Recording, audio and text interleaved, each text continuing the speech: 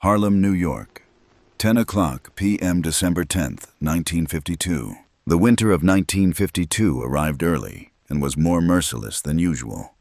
Heavy snow fell blanketing the narrow streets of Harlem in a thick, dirty white blanket. The wind from the Hudson River blew in whistling through broken windows like the wailing of impoverished souls. On the fourth floor of the old brown brick apartment building on 125th Street, a faint yellow light still shone from apartment 4B. It was the home of Hattie Mae. Hattie Mae, 60 years old, was a black woman with rough but unusually warm hands. She had no children. Her husband had died in a work accident 20 years earlier. But in this neighborhood, everyone called her Mother Hattie. She was an unlicensed nurse in the slum. When prostitutes were beaten, they came to her. When children had high fevers in the middle of the night and their parents couldn't afford hospital treatment, they knocked on her door. And even notorious gangsters, when stabbed and slashed and afraid to go to the hospital for fear of the police, would sneak to her door in the middle of the night. Hattie never questioned, never judged. She simply boiled water, washed the wound, stitched up the flesh with the meticulousness of a skilled seamstress, and always finished with a bowl of hot chicken soup. Tonight, Hattie was sitting on her old rocking chair reading a worn-out black Bible. She was reading the psalm, "The Lord is my shepherd, I shall not want." She didn't know that the wolves were coming. 3 blocks away, a police patrol car sped through the night, its wheels skidding on the icy road. Inside were 4 officers from the night task force of the 28th Division, the unit most notorious for its brutality and corruption in Harlem. At the wheel was Omali, a young, nervous, and self-important man. In the passenger seat was Sergeant Miller, the team leader, a middle-aged man whose face was flushed red from cheap whiskey and racial hatred. Behind them were Davis and Kowalsski, 2 burly, aggressive men who used batons instead of words. "Are you sure about the address, Miller?" Kowalski asked, his voice slurred from drunkenness. "Absolutely." Miller hissed his hand, fiddling with his pistol. "The informant says Slick Willie is hiding in apartment 4B on 125th Street. He just robbed a jewelry store in Midtown. If we catch him in the loot, we'll be rich." In reality, that informant was wrong.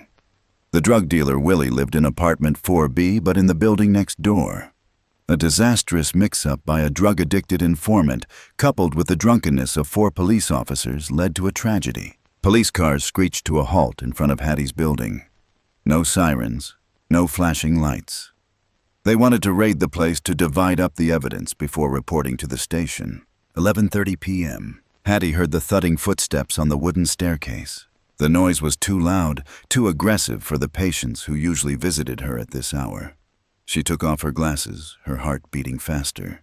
Bang! There was no knocking, no search warrant. The flimsy wooden door was kicked open by a thunderous blow from Kowalski. The latches flew off, splinters of wood flying everywhere. 4 dark figures burst into the cramped living room, bringing with them the chill of the snow and the pungent smell of alcohol. "Stay still, this is the police," Miller yelled, pointing his gun at the elderly woman sitting in the chair. Mrs. Hattie recoiled in terror. With the natural reflex of an old woman, she scrambled to her feet. The Bible on her lap slipped and fell with a thud to the floor. She bent down to pick it up. A harmless gesture, an act of devotion. But in the eyes of Omali, the young drunken and paranoid policeman, the dark shadow of the book in her hand looked like a gun. "She has a gun, watch out!" Omali shrieked. "Fear is contagious." O'Malley's yell triggered the killer instincts of the other 3.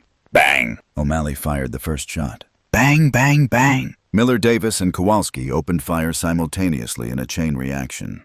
In the small room, the gunshots rang out like thunder, tearing through the silence of the winter night.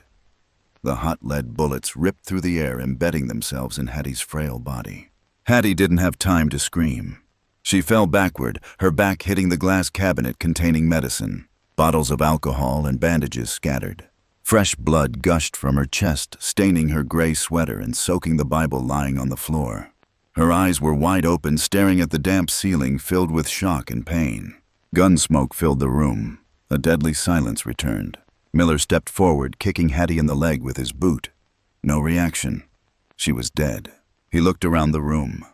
There were no drug lords, no diamonds or gold.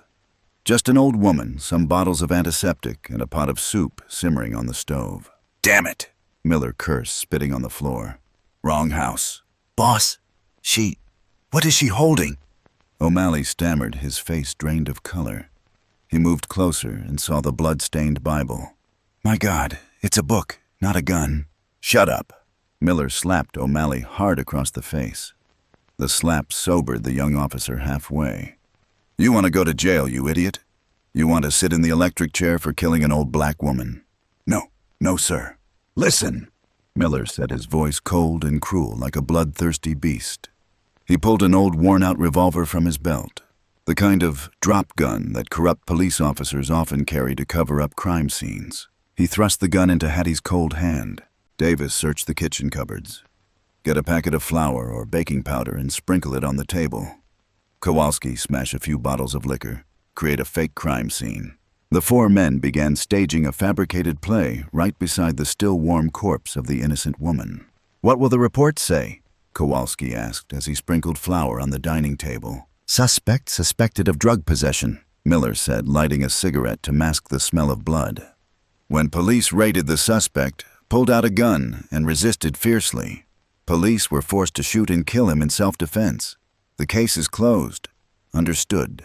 "Understood, sir." They left 15 minutes later, leaving the door wide open for the snow and wind to rush in, chilling the deceased to the bone.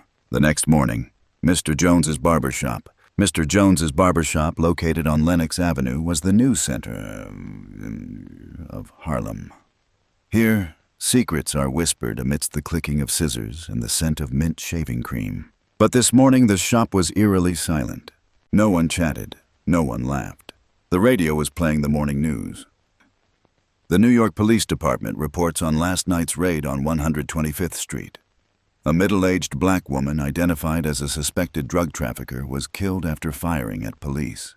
Click! The radio shut off abruptly. Ellsworth Bumpy Johnson sat in his familiar leather chair in the corner of the room. Mr. Jones had just finished shaving one side of the boss's face. Bumpy didn't move. His eyes were closed. "Boss?" Nat Pettigrew, Bumpy's right-hand man, entered through the back door. Snowflakes still clung to Nat's coat. His face was grim, etched with anger and sorrow. "Speak," Bumpy said, his voice low but resonant in the stillness. "It was Hattie Mae, sir." Nat said, his voice trembling. "No drugs, no gun. Neighbors said they heard a kickdown, then gunshots immediately. She was praying." Bumpy's hand tightened around the armrest of the chair. The leather upholstery creaked. Memories flooded back like a slow-motion film. 1935. A young Bumpy Johnson fatally stabbed in a gang fight on the docks. Blood was gushing out. No hospital would treat a black gangster at midnight. His accomplices carried him to Hattie's house. She stayed up all night, stitching up his wounds and wiping the sweat from his brow. When he tried to pay, she brushed it aside and thrust a warm loaf of bread into his hand. "Eat, son, and live like a human being. Don't let this blood be shed in vain." Bumpy opened his eyes. In the mirror, his eyes were no longer human. They were the eyes of a demon just awakened. "Who did it?" Bumpy asked. "Sergeant Miller, Omali, Davis, Kowalsski, Night Squad of Division 28. Nat reported each name clearly. "What did the police department say?" "They sealed off the scene. They banned black journalists. They said Hattie was a drug lord to cover up their mistake." Bumpy stood up. His white scarf fell to the floor. He walked to the middle of the shop, looking around at the men who were bowing their heads in anticipation. "Hattie saved my life," Bumpy said, his voice as cold as a razor blade. "She saved Jones's son's life when he had a fever. She saved Mike's wife during childbirth. She's the mother of this Harlem." He walked to Mr. Jones's liquor cabinet, took out a bottle of whiskey, and poured it onto the floor as a ritualistic offering. "They killed our mother," Bumpy said. "And they think that bronze badge on their chests will protect them. They think killing an old black woman is just a matter of writing a fake report." Bumpy turned to Nat. "Nat, close all the casinos, all the bars. Tonight and the nights to come, I don't want to see a single penny flow into our pockets. I want all the guys out on the streets." "Are we going to attack the police station, boss?" a young henchman asked excitedly. "No." Bumpy shook his head. "Attacking the police station is suicide. We're not fools. We'll do something far worse." Bumpy walked to the window, looking out at the gloomy streets of Harlem. "I want to know every breath those four guys took. I want to know what they ate, drank, and what time they went to the toilet. I want to know which school their wives and children went to and where their girlfriends were." He turned around, his eyes blazing with hellish fury. "They used the law of the jungle on Hattie. Then I'll teach them what real law of the jungle is. I won't kill them immediately. I'll take them one by one, their peace, their reason, their hope, and finally, their lives." Bumpy pulled out a handkerchief and wiped the remaining shaving cream from his cheek. "Get ready. The hunt begins." 28th Precinct Police Department. That afternoon, Sergeant Miller sat in his office, feet up on the desk, chuckling to Davis. "I told you," Miller said, taking a drag on his cigarette. "Nothing happened. Those black bastards just cried for a few days, and then it was over. The sheriff has signed the file. We're safe." "But I heard Bumpy Johnson is inquiring about this," Davis said anxiously. "Bumpy Johnson," Miller sneered. "He's just a mob boss. He's smart. He knows messing with the police is messing with the whole system. He won't dare do anything. At most, he'll send us a bribe to loosen up on his casinos."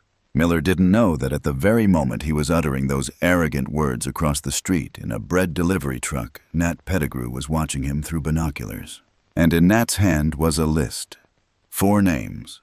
4 death sentences signed not by a judge, but by the godfather of Harlem. As night fell, Miller left the police station to go home. He felt a chill down his spine, as if 1,000 eyes were staring from the dark alleyways. He turned around. No one. Only falling snow and darkness. But the darkness in Harlem tonight was unusual. It was denser, more threatening. It was moving. The bloody week began. Harlem, 2 days after Hattie Mae's death. Cold rain replaced the snow, turning the Harlem streets into muddy, murky puddles. The air was damp, heavy, and bone-chilling. At O'Hanlon's pub, a familiar hangout for white police officers near the district border, Omali sat alone in a dark corner.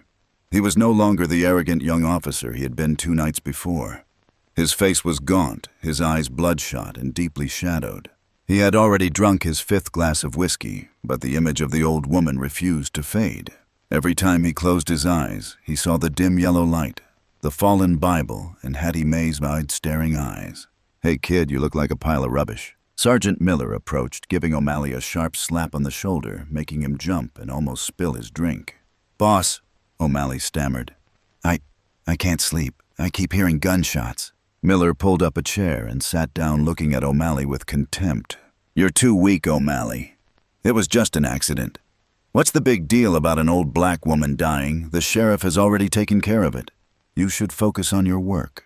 "But they say Bumpy Johnson is looking for us," Omali whispered, his voice trembling.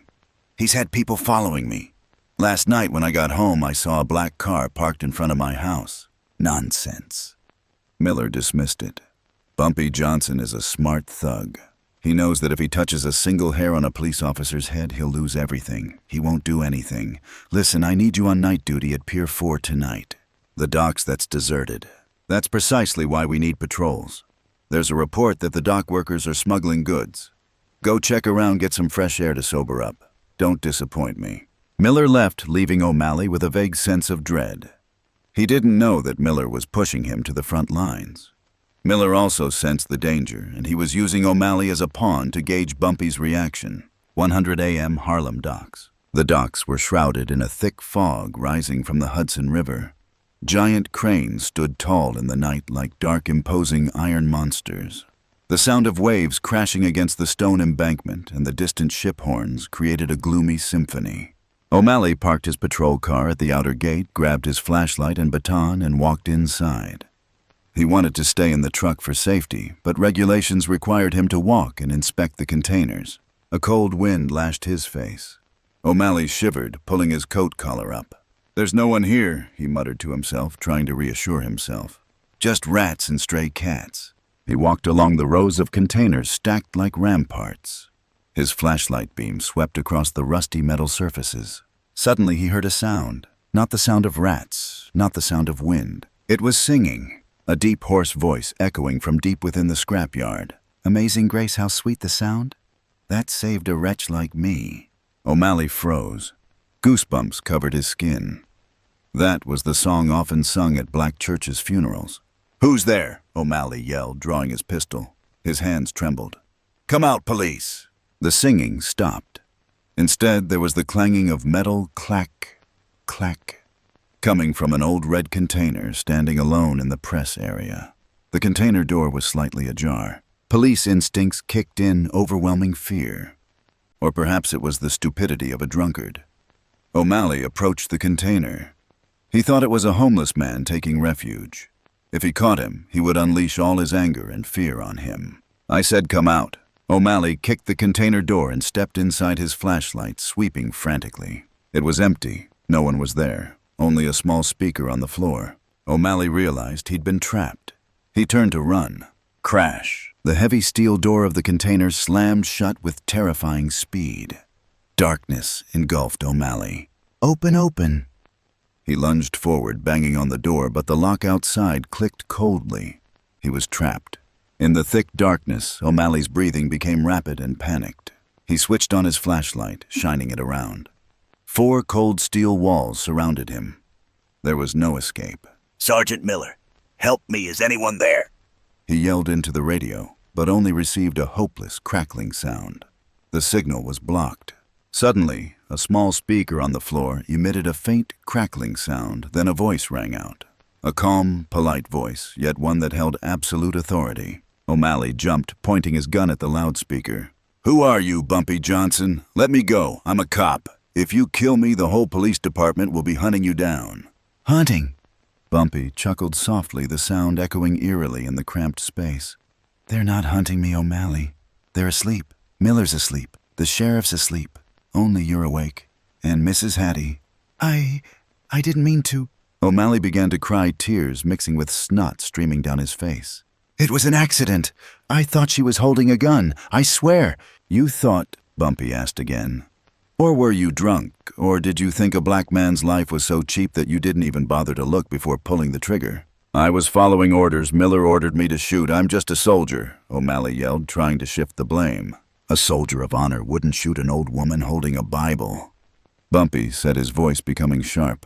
"You fired the first shot, Omali. You triggered the tragedy, and then you put the gun in her hand.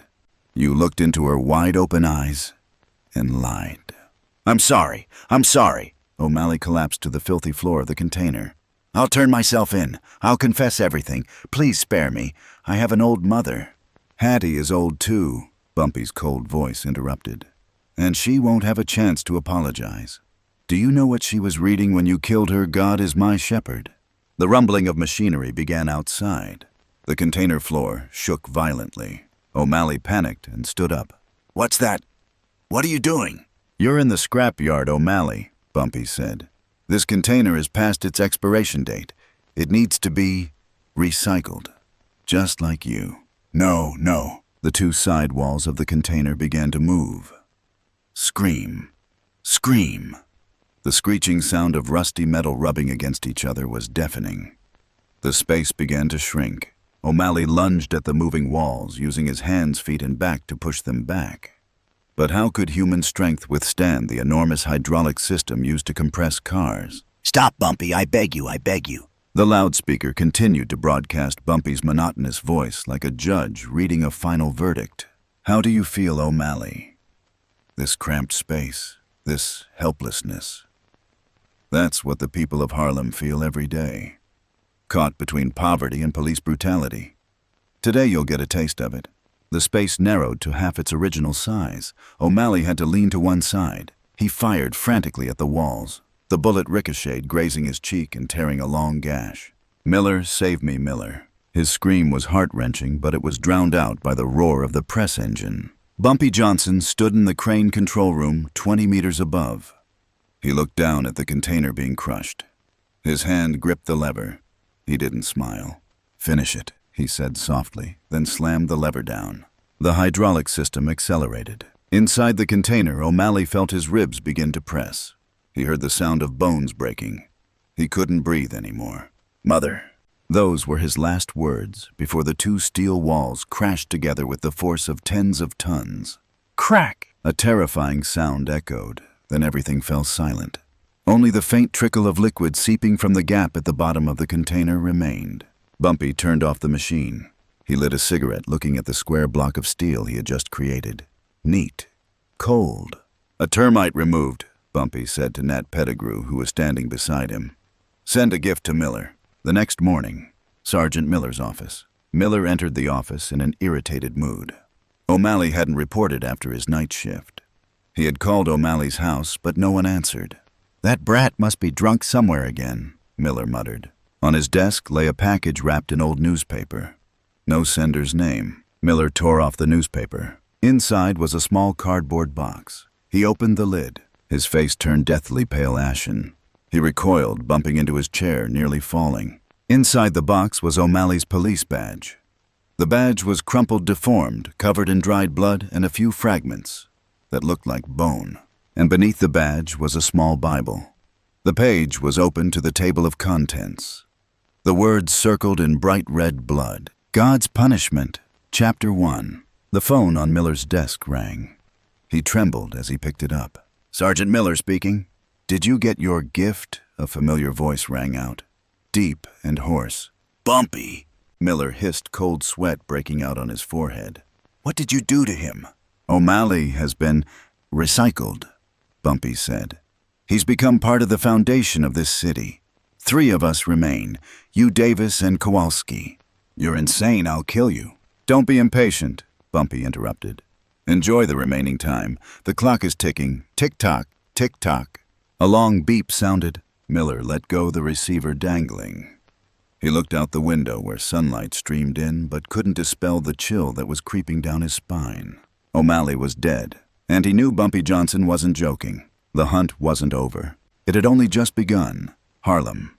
Thursday night after Hattie Mae's death. O'Malley's death, though disguised as a workplace accident, cast a terrifying shadow over District 28. No one dared speak it aloud, but everyone whispered the name Bumpy Johnson. Patrol officers began walking in groups of 4, their hands always on the butts of their rifles. Those who had once arrogantly beaten black people now looked into the darkness with the wary eyes of a hunted animal. At a shabby bar called the Blue Velvet on the edge of Hell's Kitchen, a place the corrupt officers frequented to avoid scrutiny, Kowalski and Davis sat drinking. Kowalski, the most brutish of the group, the one who had kicked down Hattie Mae's door, was now gulping down alcohol like water. He was trying to use the alcohol to quell the gnawing fear within him. Davis, the thin, sinister policeman, was trembling. He'd just booked train tickets back to Ohio for his wife and children that morning. He wanted to run. "I told you," Davis whispered, his eyes darting toward the door. "We have to get out of here. Omali didn't die in an accident. He was crushed. Did you see that badge? It's crumpled like a piece of silver." Shut up! Kowalski slammed his glass down on the table, sending wine splashing. "Don't mention his name again. Miller said we have to stay calm. If we run now, we're admitting guilt. Do you want jail?" "Jail is better than death," Davis hissed. "Don't you understand? Bumpy doesn't need a court. He's the judge, the jury, and the executioner." I'm not afraid of that black bastard, Kowalski roared, but his voice faltered. I have a gun. I have fists. If he dares show his face to me, I'll break his neck like a chicken. Kowalski stood up, staggering. "I'm going to the restroom. You stay here and keep watch. If you see anyone suspicious, shoot them." Kowalski walked towards the restroom at the end of the dark, damp hallway. He didn't know that those were the last steps of his life. The restroom at the Blue Velvet was filthy, reeking of urine and cheap bleach. Only a single incandescent light bulb hung from the ceiling, flickering on and off like the heartbeat of a dying man. Kowalski stood before the cracked sink, turning on the tap. Cold, murky water flowed out. He splashed water on his face, trying to shake off the drunkenness and the haunting image of Hattie Mae covered in blood. Just an old woman. Just an old woman," he muttered, looking in the mirror to reassure himself. In the yellowed mirror, he saw his face, flushed, gaunt eyes, bloodshot.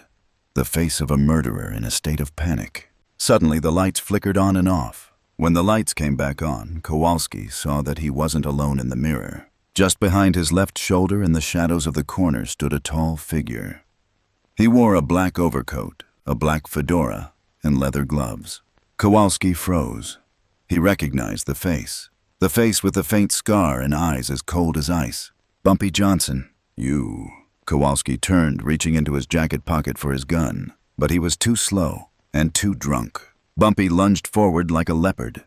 An arm as strong as steel clamped around Kowalski's neck, slamming his face against the mirror. Crash! The glass shattered.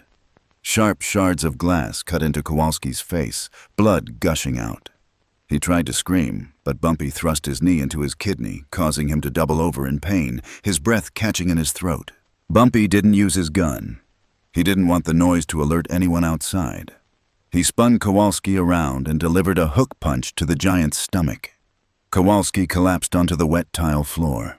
As he scrambled to his feet, he saw Bumpy holding a white plastic bottle. It was the bottle of powerful floor cleaner that the bar owner kept in the corner of the room. The label on the bottle had a skull and crossbones, danger, extremely corrosive. "You like using brute force, don't you, Kowalski?" Bumpy said, his voice a whisper, but echoing in the small, cramped room.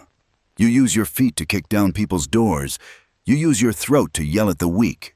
Today, I'll help you clean that filthy mouth." "No, Bumpy, I have money." Kowalski coughed violently, blood and saliva streaming down his face. He recoiled, his back against the wall. Overwhelmed by fear, he forgot he was a giant. In front of Bumpy, he was just a mischievous child, awaiting punishment. Even Mrs. Hattie begged. Bumpy approached, unscrewing the bottle cap. A pungent chemical smell filled the air. "But you responded with bullets. I'm more merciful. I'll buy you a drink." Bumpy grabbed Kowalski's hair, yanking his head back. Kowalski struggled frantically, but Bumpy's hands that had once strangled people to death with bare hands were now like iron clamps. Bumpy squeezed Kowalski's cheeks, forcing his jaw open. "Drink it, to cleanse your sins." Bumpy tilted the bottle of acid down Kowalski's throat. The thick greenish liquid flowed into the policeman's mouth, down his throat, and down his esophagus. Kowalski couldn't scream. The acid burned his vocal cords instantly. Smoke billowed from his mouth. He thrashed about his eyes, rolling back his hands, clawing at the air, then at Bumpy's. But Bumpy held him tightly, his face expressionless. A minute passed. Kowalski's body convulsed violently one last time before going limp. He lay on the filthy bathroom floor, foam, blood, and chemicals oozing from his mouth. He died in absolute silence, the most agonizing death a human being could imagine. Bumpy stood up, adjusted his collar. He removed his gloves and threw them in the trash. He looked at the corpse one last time. "Now you'll never yell at anyone again." He walked out of the bathroom through the back door, disappearing into the Harlem night. Davis sat at the bar outside, anxiously watching his watch. 15 minutes had passed. "What the hell is that bastard doing in there for so long?" Davis muttered. He felt uneasy. The atmosphere in the bar had become strangely silent. The waiter had disappeared. Davis pulled out his gun, concealed it under his jacket, and crept towards the restroom. "Kowalski, are you asleep in there?" he called softly. There was no answer. Davis pushed the door open and stepped inside. The sight before him made him want to vomit. Blood, shattered glass, and Kowalski's charred, disfigured body. The pungent smell of chemicals and burnt flesh filled the air. Davis recoiled, his legs giving way, and he collapsed onto the hallway floor. He gasped for breath, his heart pounding. "Oh God! Oh God!" He fumbled in his jacket pocket for a cigarette, seeking some reassurance. But his fingers touched something strange, hard and thin. He pulled it out. It wasn't a cigarette. It was a train ticket.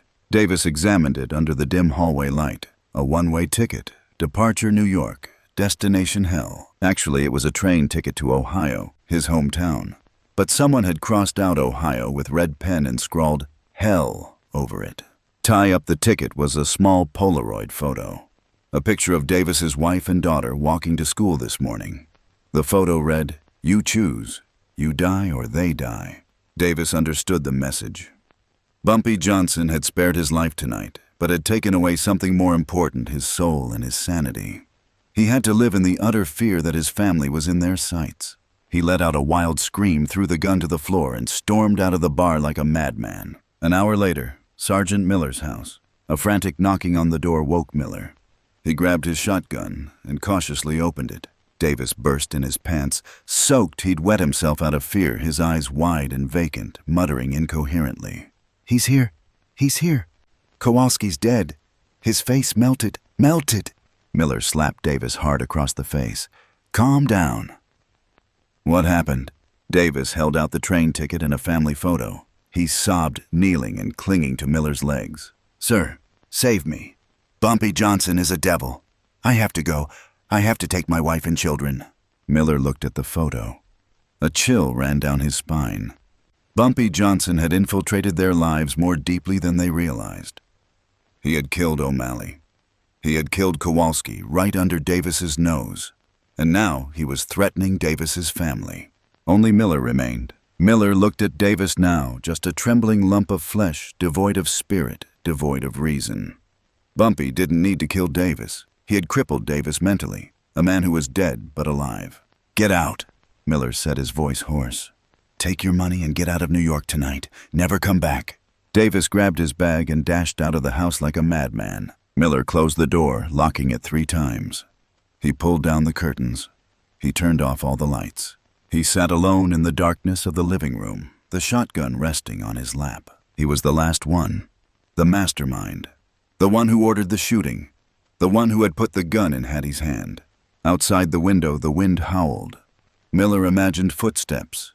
He knew Bumpy Johnson was out there, watching, waiting, and he knew his death wouldn't be as quick as Omali's, nor as painless as Kowalski's. It would be something far more horrific. A lavish feast that Bumpy had saved for last. Miller lit a cigarette. His hand trembled so much that he dropped the lighter. Come here, you son of a bitch, Miller whispered into the darkness. I'm waiting for you. Harlem, 2:00 a.m. Saturday. Sergeant Miller sat huddled in the corner of the living room.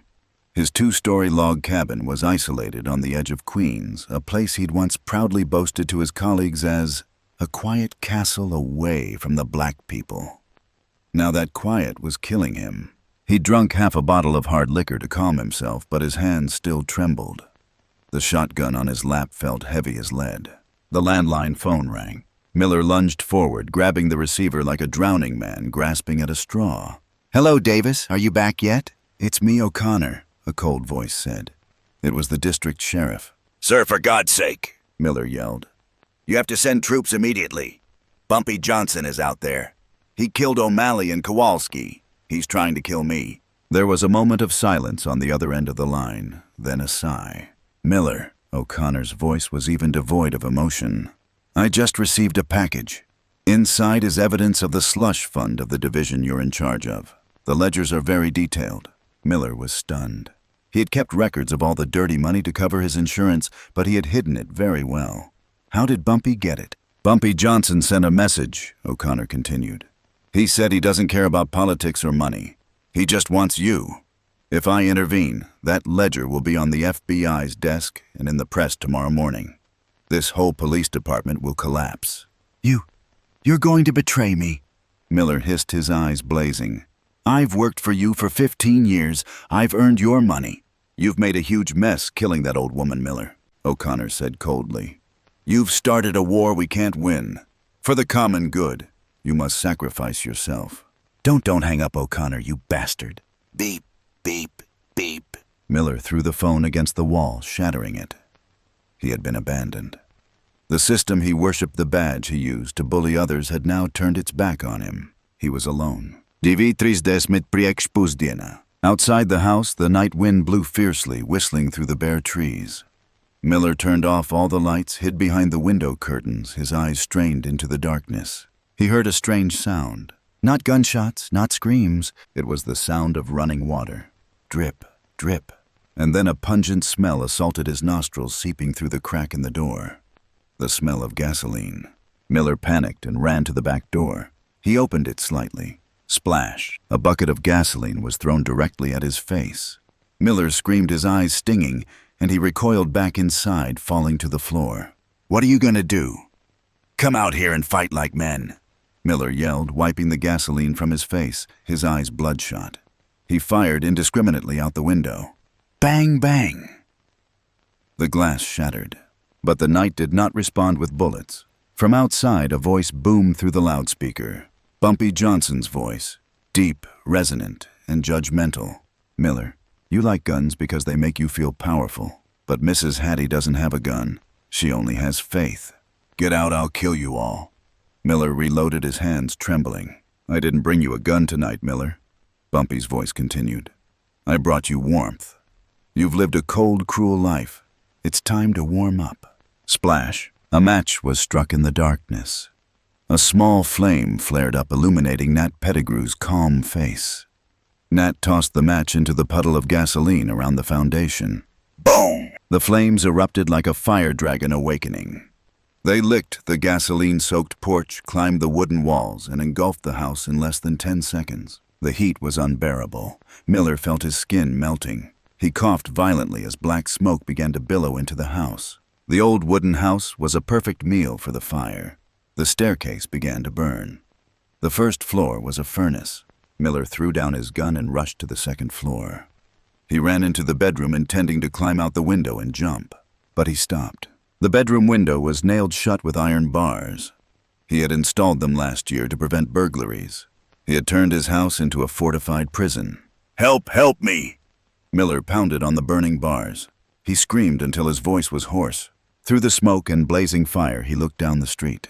He saw a sight that would haunt him to hell. Bumpy Johnson was standing across the street, leaning against his sleek black Cadillac. He wore a long overcoat, the collar turned up. In his hand was a glass of red wine. He stood there calm, sipping his wine as if enjoying an opera, oblivious to the heat and the screams. Behind Bumpy stood dozens of black men from Harlem. They stood silently, arms crossed, forming a human wall. No one cheered, no one laughed. Their silence was more terrifying than the roar of the fire. It was collective judgment. "Bumpy, I'm sorry I was wrong." "Please give me another chance," Miller shouted, tears and snot streaming down his face. Bumpy looked up. He raised his glass of wine toward Miller as a final toast. "That chance," Bumpy said, though Miller couldn't hear, "you used it all when you pulled the trigger on an old woman praying." Crash! The roof began to collapse. Flaming wooden beams fell to the second floor. Miller recoiled, his back against the wall of fire. He had nowhere to go. He knelt, clutching his head, letting out one last desperate scream before the flames consumed him. The house completely collapsed in a massive explosion, burying the brutal sergeant and his blood-stained badge in the ashes. The next morning, New York Police Department. A brief press conference was held. Chief O'Connor stood before the microphone, his face serious, but his eyes showing a hint of relief. "Ladies and gentlemen, a tragic fire caused by an electrical short circuit occurred last night at Sergeant Miller's home. Due to the house's isolated location and old wooden structure, the fire spread rapidly. We regret to inform you that Sergeant Miller has died." A young reporter raised his hand. "Sir, there are rumors of Harlem underworld involvement in the deaths of 3 other officers this past week." O'Connor interrupted immediately. "Those were accidental incidents and unrelated personal matters. We are investigating, but there is currently no evidence of any assassination. The Hattie Mae case has also been closed." The file was closed. No investigation.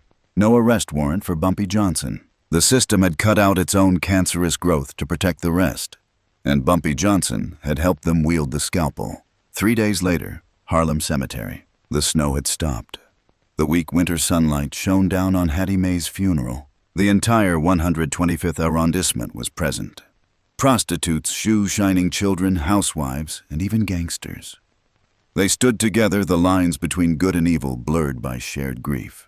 The pastor delivered a eulogy praising the compassionate heart of the mother of Harlem. As people threw handfuls of earth into the grave, a flower truck pulled up at the cemetery gate. 2 men in black suits carried in a huge wreath of white chrysanthemums, a flower symbolizing purity and rest. They placed the wreath neatly before the tombstone. On the white silk banner there was no sender's name. Only a single line neatly written in gold ink read, "Justice has been served. Rest in peace, Hattie." In the crowd, an elderly black man pulled his hat down to conceal his cold, piercing eyes. He nodded slightly at the grave, then turned and walked toward the waiting Cadillac. Bumpy Johnson got into the car. Nat Pettigrew closed the door. "Where are we going, boss?" "To the barber shop," Bumpy said, his voice weary but calm. "I need a shave, and to reopen the casinos. Life has to go on." The car rolled away, leaving behind a Harlem slowly recovering from a dark week. The story of the 4 police officers and the price they paid had become an urban legend. New police officers transferred to the 28th Division are given an unwritten rule by the veterans. You can arrest criminals, you can accept bribes, you can turn a blind eye. But never, never kill an innocent citizen in Harlem, because if the law doesn't see it, Bumpy Johnson will. And somewhere underground in the concrete blocks or piles of ashes, Blood-stained badges remain as eternal reminders of the punishment inflicted by the devil in the name of justice. Closing the final page of Blood-Stained Badge, I found myself sitting silently in the darkness, shivering not from the cold of the 1952 Harlem winter, but from the chill emanating from the human heart. What haunted me most in this story wasn't the brutal torture or the fire that consumed the wooden house, but the suffocating helplessness of Hattie Mae. The image of a woman holding a Bible being shot dead by gunmen acting in the name of justice shattered all illusions of fairness. It forced me to acknowledge a painful truth: when the light of the law becomes a fire that consumes the innocent, the darkness of crime becomes the only refuge. Bumpy Johnson, through the pen of this story, emerges not as a fairy tale hero, nor as an ordinary criminal. To me, he is like a judge of hell. I cannot condone his murders, but I also cannot help but feel a sense of guilty satisfaction at seeing Miller and his gang pay for their crimes. It's a conflicting, agonizing feeling. We hate violence, yet we crave just punishment when evil reigns supreme. The story leaves me with a nagging question about the price of balance. Bumpy did get justice for Hattie, that's true. But what was the price? It was confirmation that this society was utterly rotten. That to achieve peace, the people of Harlem had to rely on one evil to protect them from other evils wearing the same badge. Bumpy's execution of each person from Omali crushed Kowalsski, having his voice taken away, to Miller being burned alive was not merely revenge, it was a symbolic message. He returned to them exactly what they had done: the cramped space, the silence, and the heat of hell. After reading the work, I realized Bumpy Johnson is a tragic figure. He accepted staining his hands with blood, accepted bearing the guilt, accepted having his soul devoured, all to keep the scales of justice from completely collapsing. He is proof of the saying, sometimes the only one who can destroy the monster is a monster itself. Bloodstained Badge is not just a story about crime. It is the cry of the downtrodden and a warning about an era where the line between good and evil is as thin as a thread hanging in the wind. A brutal story, yet beautiful in its most tragic way.